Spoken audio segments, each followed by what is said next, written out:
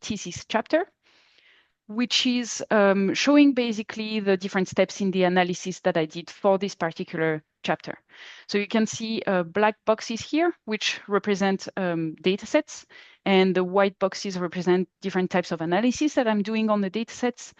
And they are grouped in larger colored boxes, which show basically the different trends or the different areas in the analysis.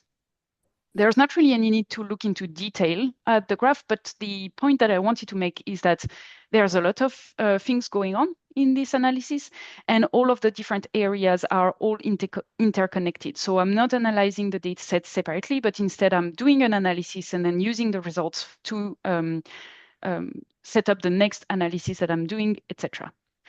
And that means that there's a lot of R code involved. So if we look at the project folder for this particular thesis chapter, when I was writing my thesis, doing my thesis, I tried to be organized. So I would have a folder for the code for this particular chapter in my analysis. And then in there, I would have a subfolder for each of these colored area that you saw in the previous slide. And within each of these subfolder, I would have a R Markdown file with the specific analysis that I would be looking at. So for example, I would do some wrangling on my genomics data. Then I would have to do a complex process of filtering the samples and the variants, etc. Then I would do some exploratory data analysis, etc., etc. And if you look at this, you might think, oh, wow, that's super organized. And to me, that's really what I thought. I was so proud of myself until midway through doing this analysis, I realized that actually the data that I was given was not complete. And so I actually had to rerun everything that I had done so far. So my input data has changed. I go back to my code, and right away, I hadn't done this nice diagram that I showed you before. So the question was, okay, what do I need to rerun? I know that, for example, the genomics data, all the scripts need to be rerun, but I also know that some of the other analyses depend on the results. So I need to rerun other stuff, but there's not really a clear way of seeing what depends on the results of this first analysis. Another problem was in which order do I need to rerun these scripts? Because all of the analyses are interconnected. So which ones need to be updated first so I can have the correct result for the following analysis? So that was something when you have a bunch of R scripts or R Markdown files, it's not necessarily easy to see. One of the last things that was really bugging me when I was using R Markdown is that each of these R Markdown contains a lot of code. Some of it is actually quite computationally heavy. So every time you render the report, you have to rerun this code, and it takes a bit of time and a bit of computational power.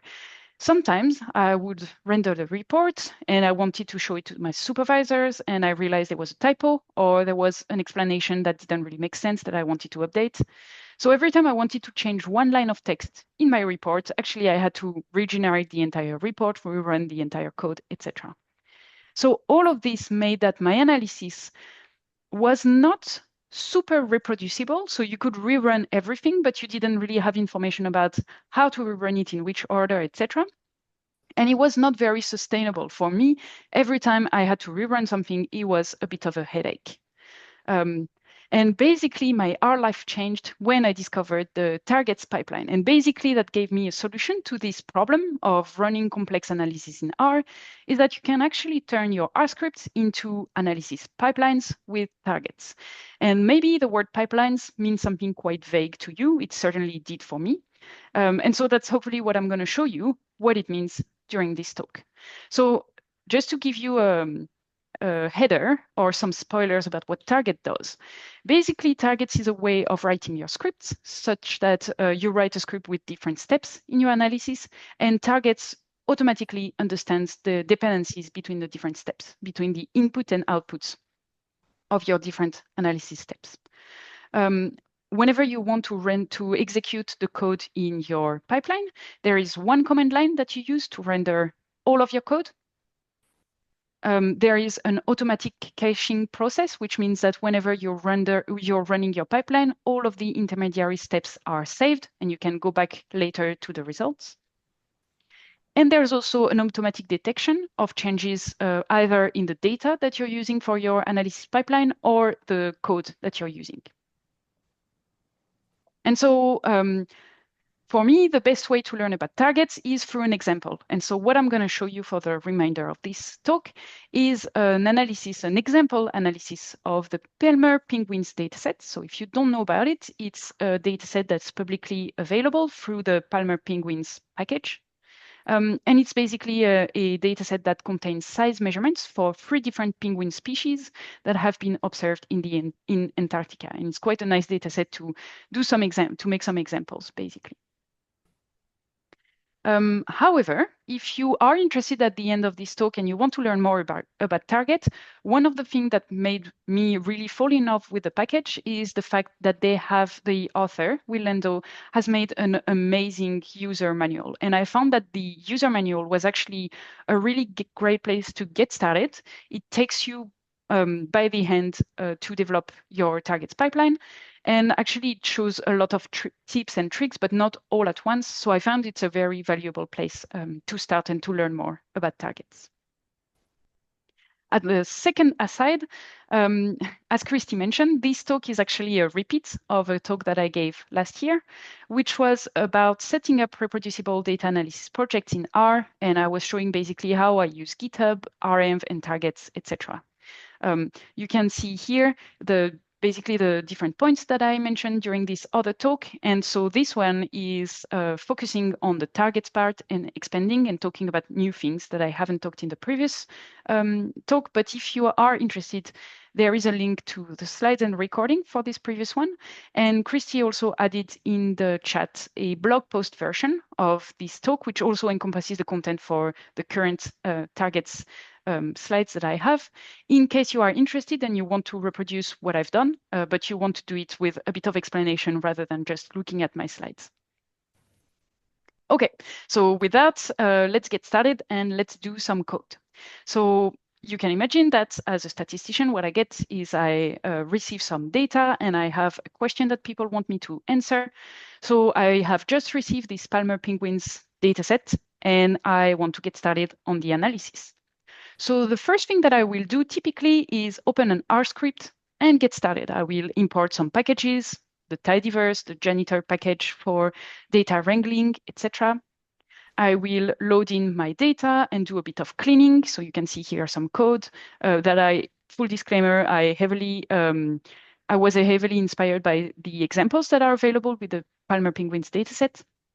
So I do a bit of cleaning of my data, and then I start by looking at the data through making some plots. So I create a violin plots of the body mass measurement per species and per sex of the animals, etc.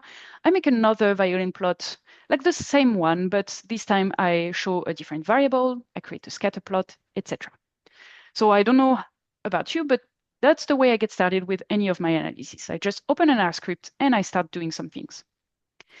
And actually, if you're doing just a quick analysis and you don't do more than a few plots, that might be all you need. But oftentimes, when I do an analysis, as I said, there are many more steps. I will then move on to making doing some modeling, maybe doing some more complicated multivariate analysis, etc. And so if I just keep adding code to my script, the script will become very long, convoluted.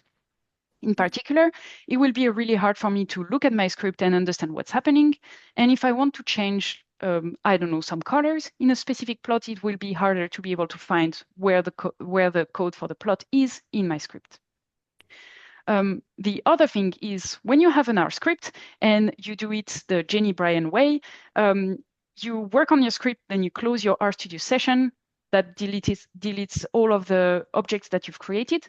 So when the next day you want to work on your analysis again, you open RStudio and you have to rerun all of your code to load again your data and do the cleaning, etc. So if you want to make a quick change, you will have to rerun the code every time. And so the solution for that is that we're going to take the script that I've written so far and turn it into a targets pipeline. The very first thing that we're going to do is actually take our code and split it into functions. And maybe that's something that you've heard before that makes your life easier. Basically, when you're coding is you take chunks of your analysis and you turn them into R function. So for example, here in the little bit of code that I had, there is this part which creates a step, if you want. In the analysis, you're reading the data and you're cleaning it. So we're going to take that code from my script and turn it into a function. So I'm going to very imaginatively and helpfully call it read_data. And it's a function that takes as an argument the path to the file, so the path to my CSV file. And it's not really hard to write the function. I just take all of the code here and copy it into the body of the function. It's exactly the same code. The only thing that changes is that I'm using the file argument that is passed to the function to be able to get the path to my file, to my CSV file. One of the things that I do that is why the code looks different is I like to specify which package each function that I'm using is from by using, so for example, if I'm using read_CSV from the readr package, I append at the beginning the name of the package followed by 2 semicolons. This is a habit that I took when I was writing R packages, because that's something that you have to do when you write R packages. But I found when I started using my own functions in any analysis, that was actually quite useful, because after for some time, you tend to forget which of the functions you wrote yourself versus which are the functions that you used from a different package. And so when you're reading your code later on, or someone else is reading your code, they can get a bit confused. So it makes it much easier. Anytime you're using a function from a specific package, you just specify the package it comes from. So that's a habit. You don't have to do it, but I find it's really helpful. One of the things that also a habit that I took from writing R packages is to document my function using this ROxygen style of documentation. And so that means that before the code for your function here, you write a bunch of comments with information about the function and what it does. And it doesn't have to be in the ROxygen style. It can be just a line of comment. But I like to have a header, which basically tells you what the function is doing. You can, but you don't have to add more information about the function. Typically, I like when I'm writing a function that, let's say, is reading data and does some modification, I like to summarize the modification that I've done in the body of the function. I like to write it as text at the top, so that when I go back to the function, it's easy to see what I've done rather than having to go through the code again. And also, you have to explain what the input parameters are for the function and what it returns. So I usually like to, when I get started in my analysis, I write a piece of code, and when I'm happy with it, I will turn it into a function. So now we've gone from a single R script into that we've split into 2 R scripts. One of them is called helperfunctions.r, and I like to put it in a folder called R, again, because it's the way you do when you write an R package. And it contains all of the functions that I took from my original script. And then my original script now, which I save in an analysis folder, it really doesn't matter. I will source my helper function script here, and then I will use the different functions. So I will read the data using my read data function. I will create a violin plot using my violin plot function, etc. You get the idea. Already, by just doing that, I don't know about you, but I find that this way of writing my script, it is much more straightforward, because you've abstracted all of the detail about the code, and you just have a function with whose name you can use to guess what the function is doing. So here I'm reading the data, and I don't need to know the details about how I'm reading the data, but I'm reading the data. Here, I'm creating a violin plot. And because I wanted to create the same violin plot for another variable, I can actually reuse my code. And so there's much less copy pasting and duplication of code. So just by doing that, I already find that my script looks much better.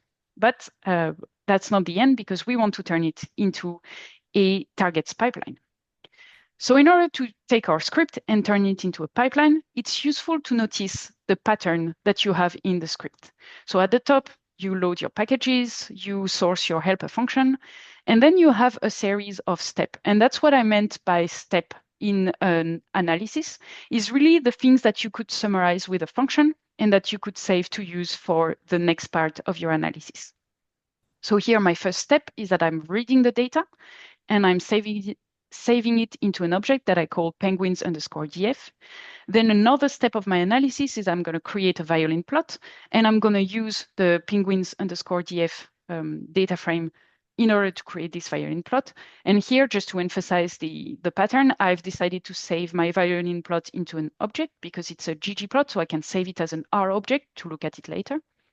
And then I create another violin plot, which I save into another variable, etc. So every time I'm calling one of my functions and I'm saving the result into an R object. Turning your script into a targets pipeline is just figuring out this pattern and writing it in a different way. So this is what my targets pipeline would look like. That would do exactly the same thing as my script. At the top, you also load your packages. Here, the thing that changes is that you're going to need to load the targets package. Then you move on to sourcing the script, that contains your helper functions. And then, rather than having R commands one after the other, you have a big list. And this is the list that contains all of the steps in your analysis. Each of these steps will be written in a similar way. And so you can see all of the steps that are written here, and we're just going to focus on one for the example. So each step is created by calling the tar_target function. And this function creates a step or a target. When I'm talking about a target in your analysis, I'm really talking about a step. It's just the way the targets package works. And the tar_target function, the way it works is that it has two arguments. The first one is the name of the targets, the name of the step. And so you can see it as the name of the R object that you would create in your script. The second part, the second argument is the code that you want to evaluate, the expression you want to evaluate for this step. In our case, we made it very easy because we've created a function. So for this step, for the step of reading the data, we're just calling the read data function. And we call it exactly the same way we would do in a regular R script. And so you can see the equivalent between the script that we had before, where we use the function read data and we save it into an object. It's exactly the same thing in your targets. You create a target where you read the data and you save it into a target. Then you move on, you create another step in your analysis, another target by creating a violin plot. So you call the violin plot function. You're using a target that you created previously, the penguins_df. So you use the names of the targets exactly as you would any other R object, right? And you save the result of this target into an object that you call body mass plot. And if you wanted, you could use body mass plot for another step in your analysis, etc. So again, if we want to create the other violin plot, we use the same function violin plot on the targets penguins_df, etc., etc. The first target here has something that's a little bit different. And that is because this is the target that points to our input data. So the thing that is different is, again, it has a name, penguins raw file, which you use for the next target, which is reading the data.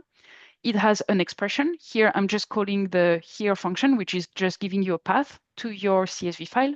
But the thing that is different is that we specify the format is a file. I'm going to show you a bit later what that means. But for now, you just have to know that it means this particular target is just a path to a file, but it's a file that we're going to use in the rest of the analysis. OK, so we've written our target. It's not really easy to visualize. I mean, this one is quite small, so it's easy to see what are the different steps. But actually, targets allow you to visualize your pipeline as a directed acyclic graph.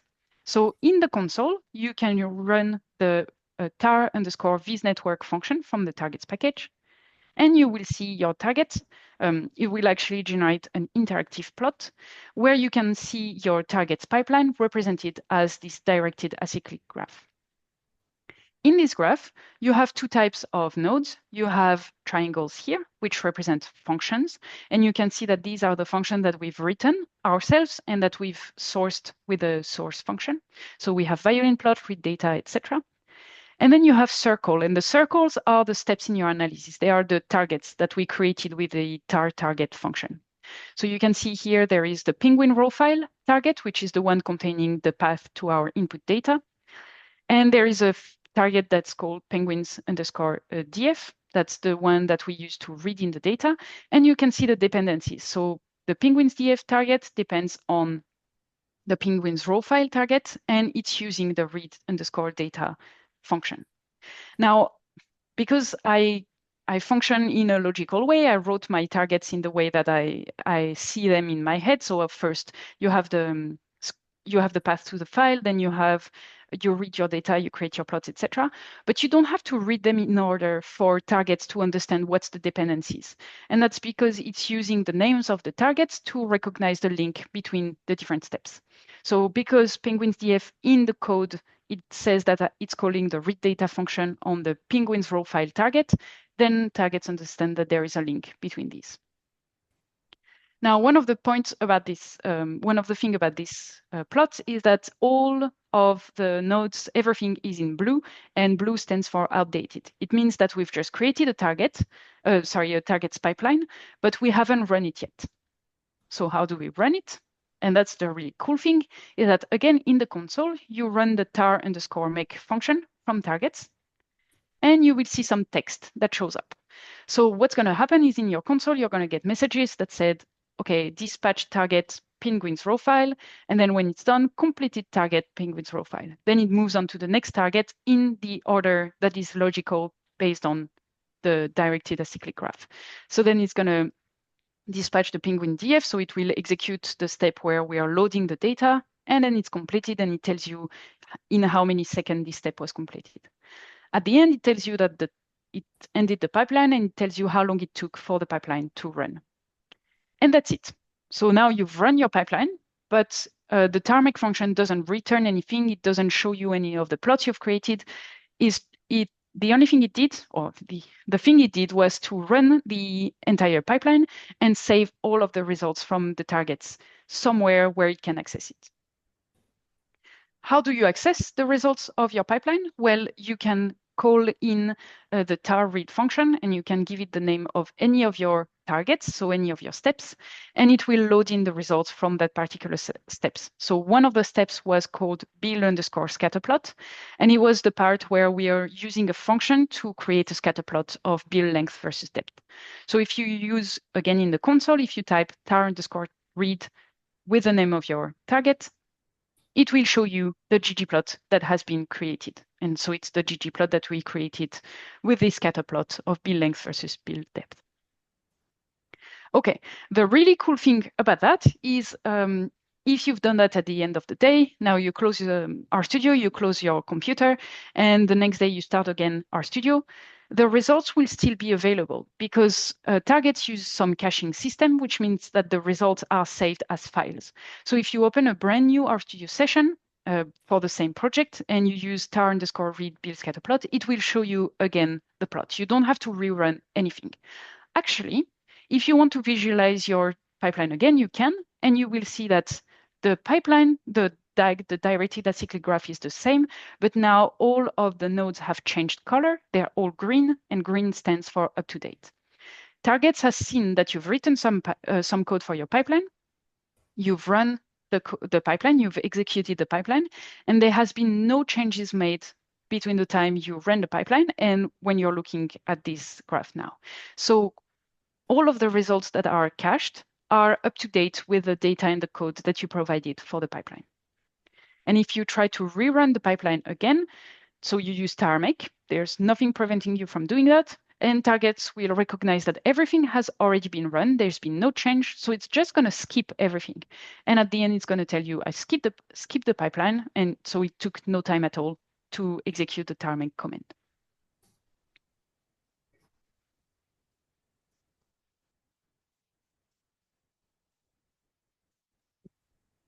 Okay, so maybe this graph that we've done is not really exciting, but let's imagine that I'm actually really excited about the plot that I've just created. And so I just quickly save it and forward it to my collaborator. And the collaborator looks at the plot and comes back and tells me, okay, that's really cool, but could you actually change the colors in this scatter plot that you've made, because it's hard to see the difference between the species.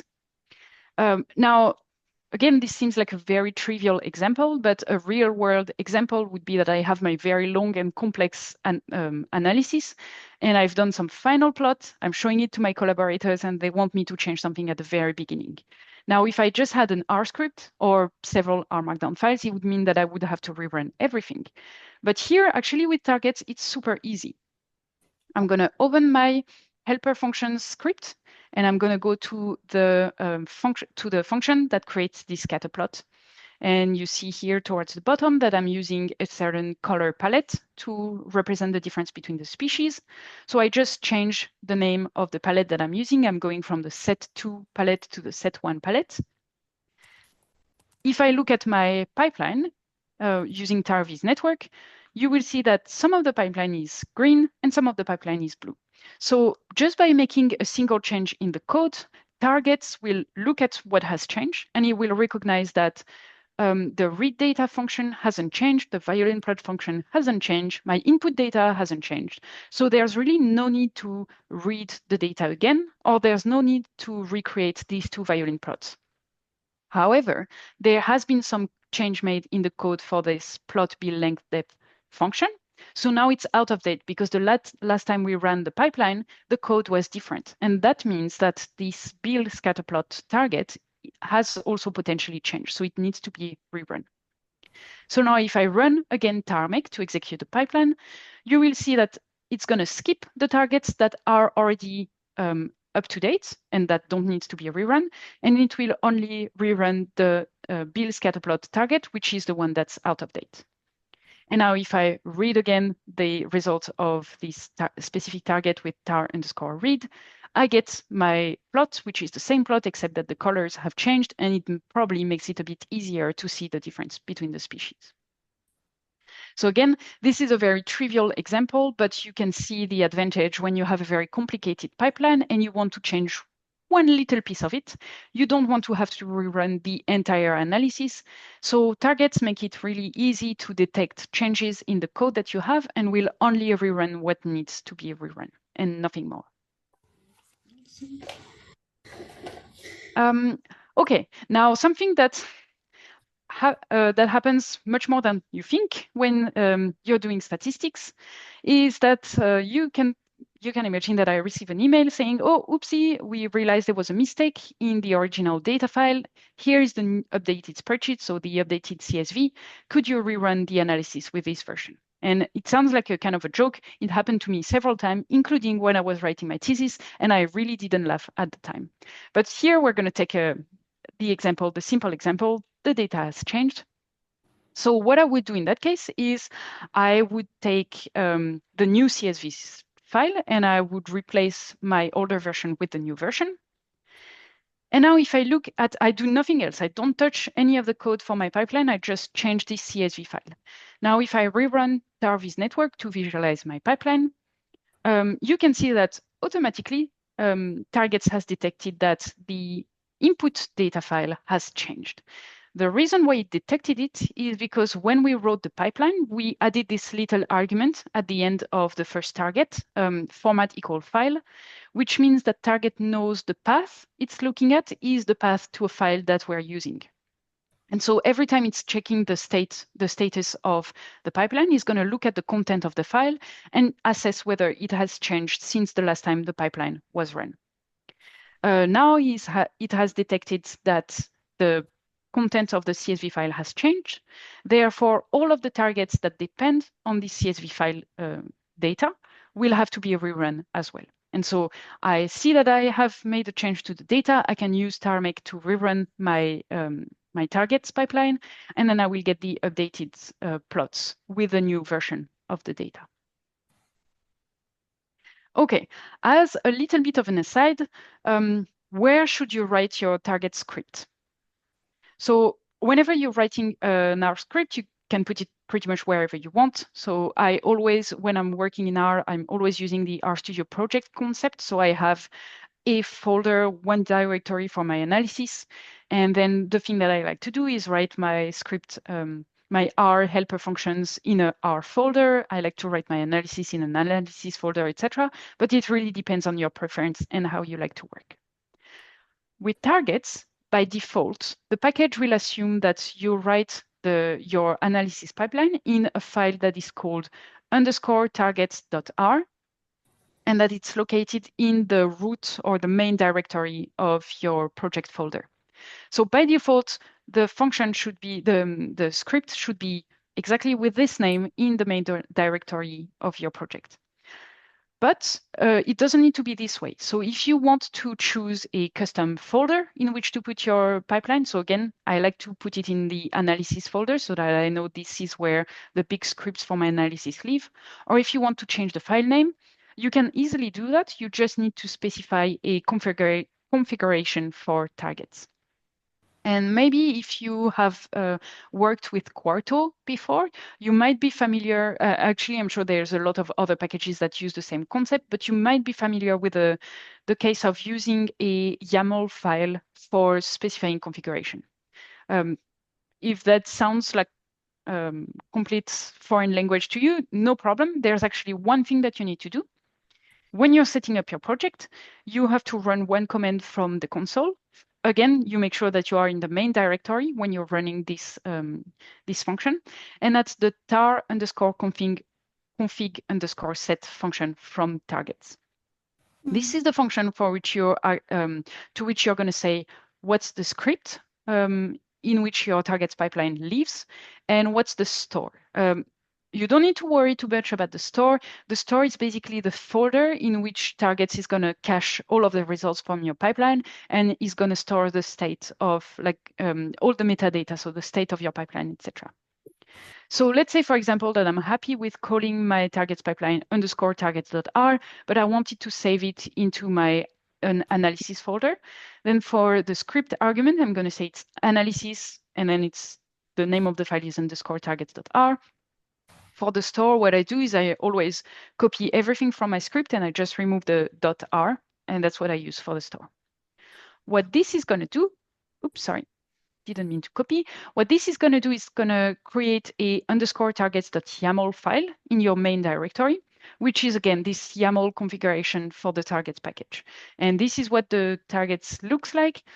Again, you don't need to care about what main does, except to know that you can actually have more than one pipeline in a project, and that's where the main will become important. But it just tells you where your script lives and where the stores live. You need to do that once when you're setting up your project. And now every time you run one of the targets function, it's going to know where to look for your targets, your pipeline script, etc. Okay, the last thing that I wanted to mention is writing reports. So a lot of what I do is making an analysis, and then I have to report the result back to the shareholder, the stakeholders, so the collaborators, etc. And I like to use R Markdown before, and now I have switched to using Quarto. Maybe you've heard about it. It's very similar to R Markdown. It's just you have a file where you can mix text and code to produce at the end a report. And it can be a PDF, it can be a Word. Here in this example, it's a Word document. But you can use code to generate all of the functions or all of the plots, figures, or the tables that you want. If you are familiar with R Markdown, Quarto is pretty much the same. You have a YAML header where you specify things like the title of your report, the author, the date, the format in which you want to render it. So here I'm showing, again, the example of a Word document. And then you have code chunks in which you write R code. And then you have your text where you can write the narrative of your report. Now, the really cool thing is that you can take advantage of targets when you are writing Quarto documents. And there are two main advantages.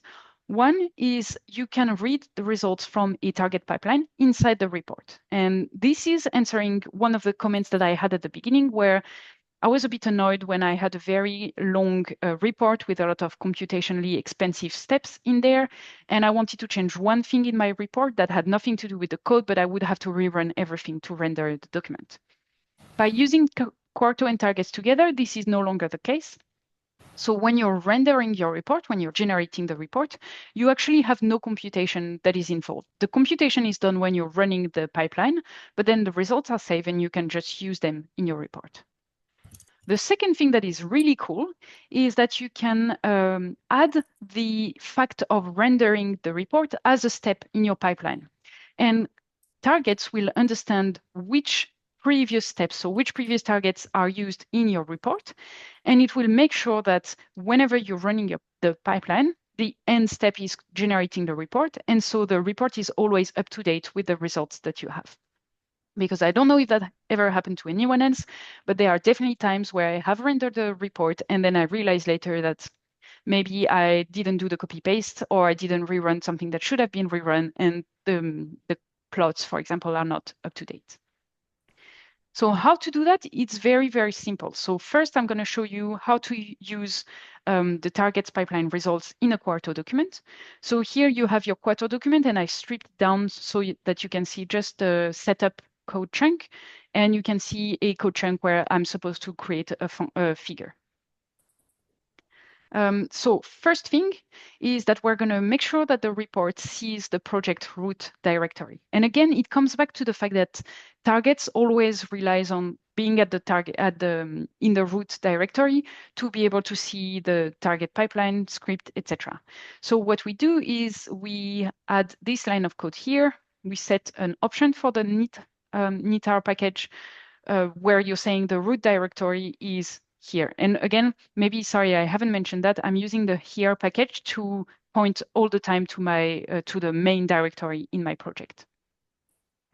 Then the second thing we do is we just read the results of the pipeline using tar_read, like I showed before. So in my setup code chunk, I'm using library targets to load the targets package. And whenever I want to create a figure, I'm just reading it from my targets pipeline. So here I'm reading the body mass plot target from the pipeline. Okay, now the next step is that we want to add the Quarto report as a step in the pipeline. And so for that, you're going to have to install the target types package and the Quarto packages in order to be able to do that. And basically, target types is an extension of targets. It gives more functionalities. And one of the functionality that it gives is the ability to interact with Quarto. So this is my targets pipeline so far. What we're going to do is we're going to add at the very top a call to load the target types package. And then at the bottom, and again, it doesn't need to be at the bottom, it just makes more sense for me, but you could really write it anywhere in your list. You add a step, which instead of being created with tar_target, you're using tar_Quarto. But it also creates a step in your pipeline. It also creates a target, and it has the same type of arguments. So the first one is just the name of your target. Here we're going to call it report. You can call it whatever you want. And the second, instead of being the function that you want to execute or the code that you want to execute, it's going to be the path to your QMD file, to your Quarto file. If you do that, and again, you visualize your target with tar_visNetwork, you're going to see that there's a new node that appears in your graph, and it's the report target. And the really cool thing is you can see here in my target script, I haven't said anything about which targets were used in the report. But targets and target types work in such a way that it's going to look at the content of the report and see which are the targets that I call for my report. And so the targets on which I call for the report will be the dependencies for this report target. Now, if I execute my pipeline, then it's going to render the report.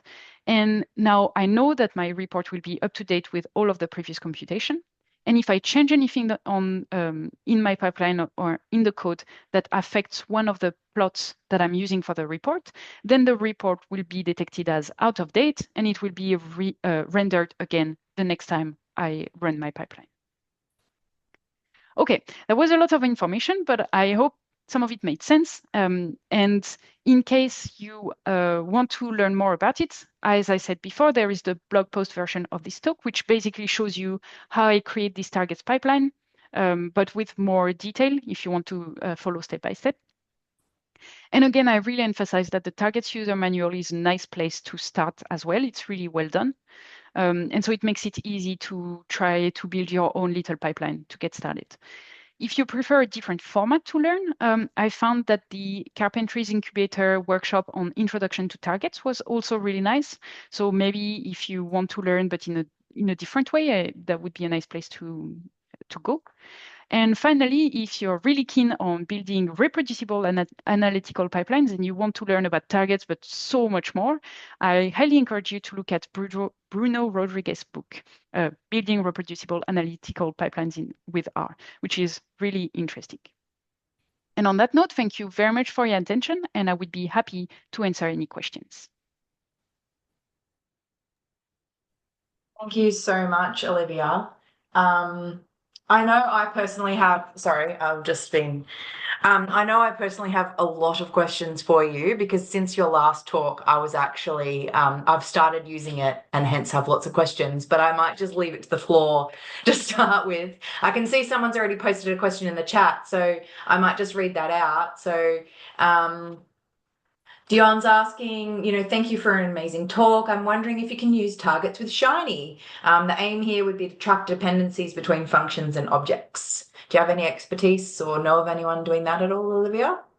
Oh, that's a really good question. I have used Shiny once, and that was before I learned about targets. So I'm really sorry. I actually have no clue. I would imagine that it's possible because the reason why I say that is targets has gained a lot of traction, and a lot of people have worked on creating add-on or dependencies. So there's a good chance that something might be there, but I can't say for sure. But I think it would be useful even like from the small experience that I have with Shiny, even to create the pre-processing, you could create your pipeline script, and then when you um, load your Shiny app, that could rerun the pipeline or something to make sure it's up to date. So that could be one way to do it. Yeah.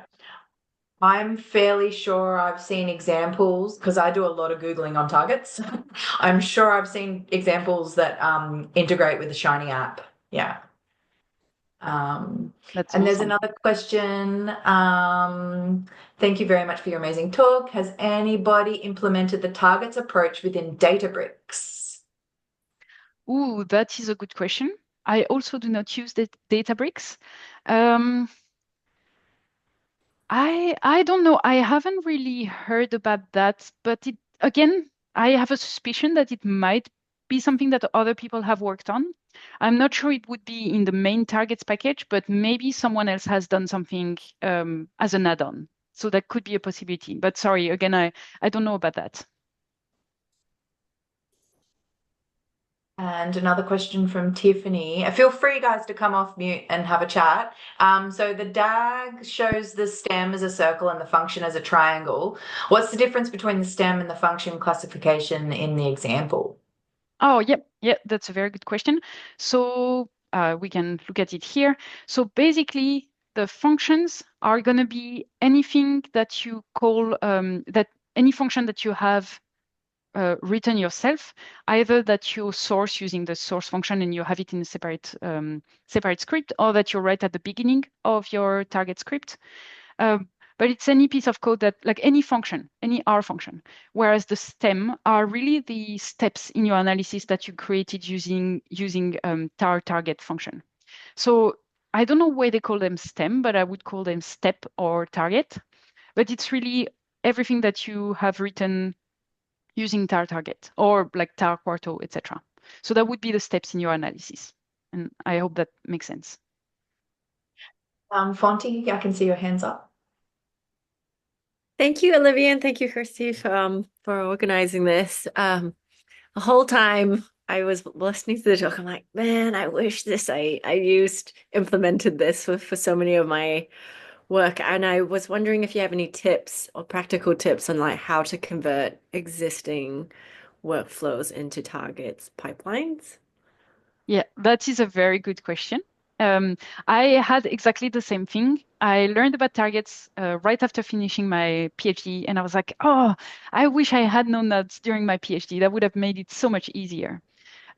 So I think one of the things that helped me to convert some of the project that I had started working on and I wanted to move to targets was to have a small idea, and it doesn't have to be as elaborate as the diagram that I've shown at the beginning, but have an idea of how your analysis goes, and then honestly turning everything into function. That is the ones that I found was the most useful, because it forces you to think about steps in your analysis and put them into blocks. And once you have that, you already have halfway to the target script. So I think thinking about looking at the scripts that you have, or the multiple scripts that you have, and turning blocks into functions, I think it's the place where I would get started. Great, thank you. And good luck. Monty, that's exactly my reaction last time. Why haven't I done this already? But the data example you had is just so classic with anything that we work with, I find. You hope it's final, but it just never feels final. So, but I feel like once you do it once, it's actually easier to do it the second and third time, as you would expect, right? And then once you've written these functions, you'll actually find that you lean upon pipelines for other projects and pull those functions out. So, yeah, it's definitely very useful. Awesome. Thank you, guys. There's no more questions for right now. I might just jump in with one. So I've had people talk, or I've seen people talk about target factories, Olivia, and I really didn't understand what they meant. Are you able to clarify what target factories are?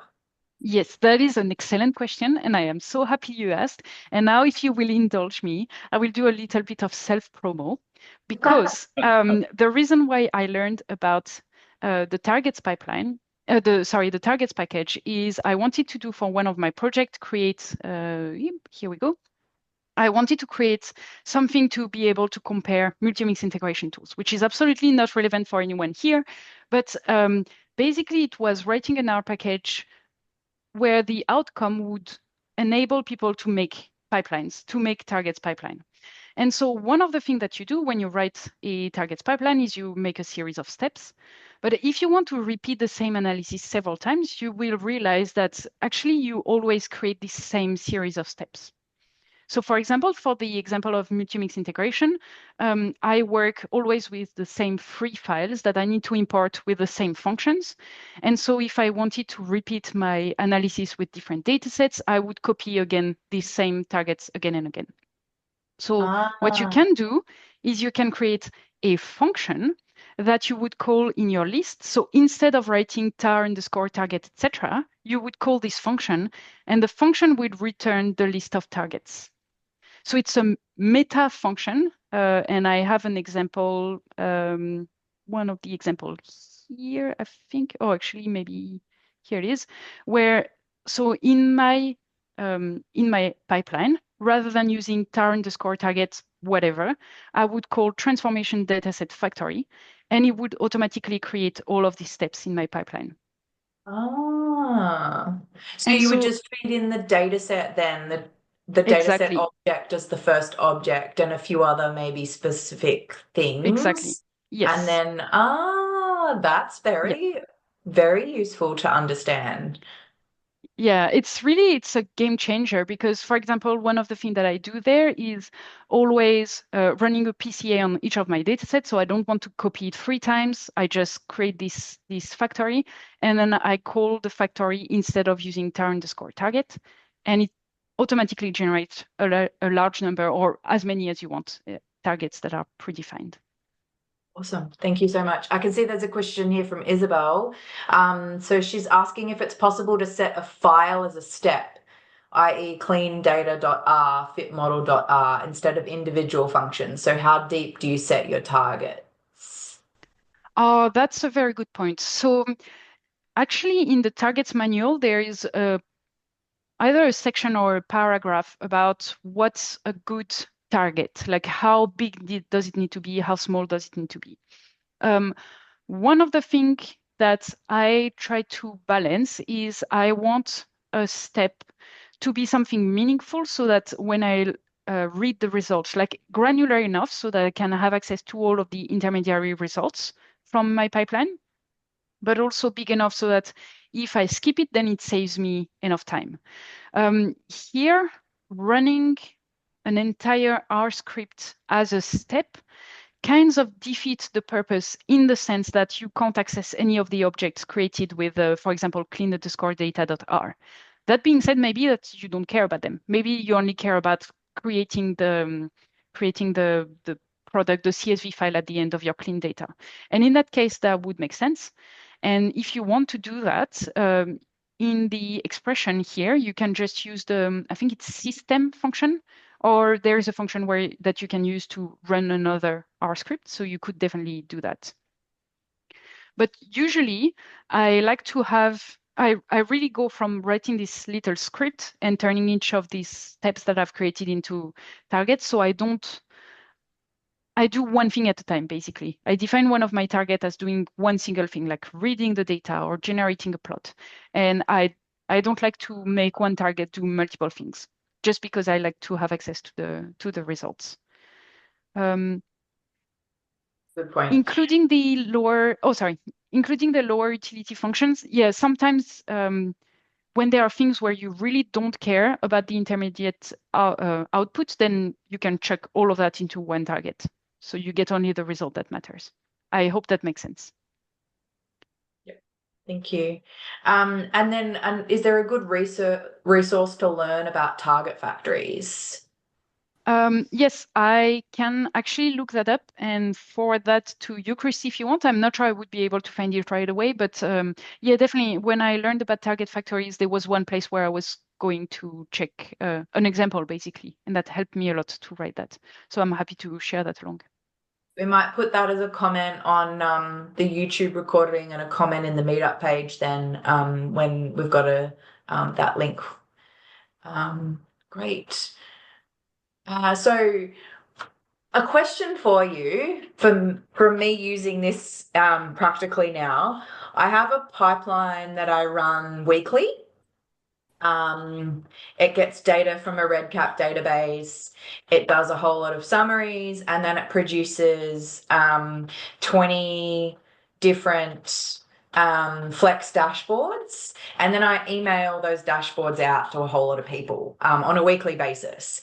And then I was asked to fortnightly do something different to weekly. So now I have these two pipelines that are very similar but slightly different. Sorry, the 4-year-old's coming. Okay, sorry. Can you just okay? I'll watch it in a second. Sorry. So what do you do when you have these two very similar pipelines but producing ultimately slightly different things?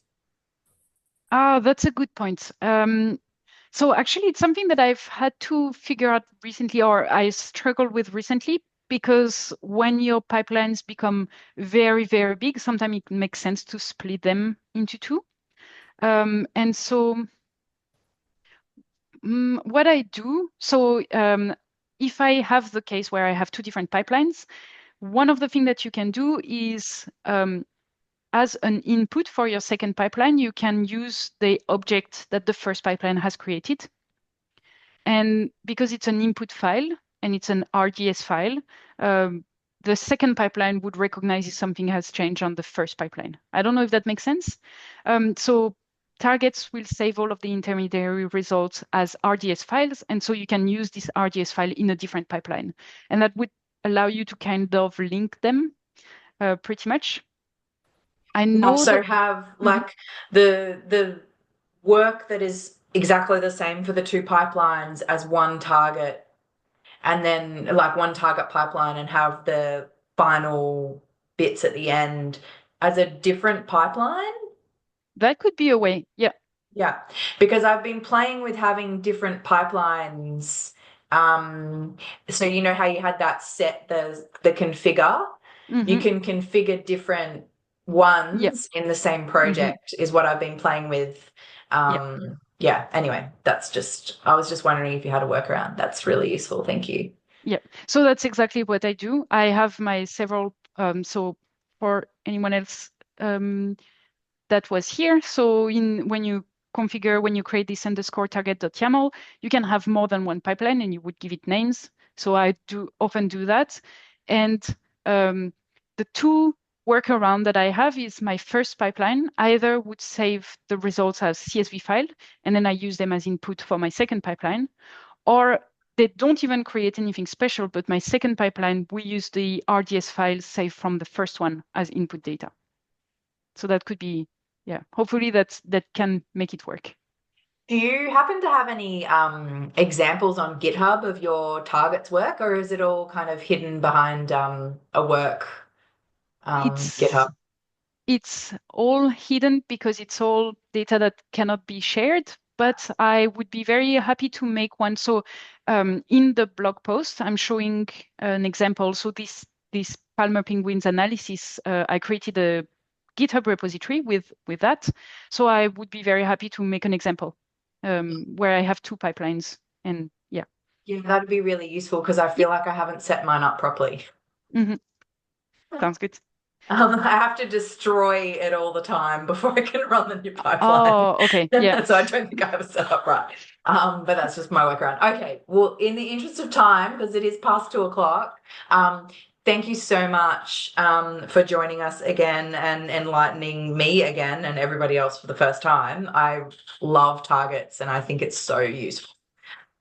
So I really appreciate you taking the time to explain it to us. Yeah, thank you very much for inviting me. It was really nice. And yeah, happy to answer any questions later if anyone has. Thank you very much, everybody. Thank you so much, Olivia. Thank you. Thank you. Oh, the feedback form. Sorry, I posted a link in the I've got a slide. I just realized I have a slide. I'll just share it now. We're just trying to get some feedback from today's talk especially about timing of when sessions would be useful for people, and also ideas for future sessions. So I think if you were here at the start, you might have heard me say an example about GitHub. I also think an example about producing quarto slides would be really cool. I used to do another way. Is it Zangrian? I'd probably have mutilated the way you meant to say that. But now I moved to quarto slides. So I think that would be really useful as well. So please fill out the feedback to give us an idea, the QR code, and it was in the link, so that we can get some plans for new talks.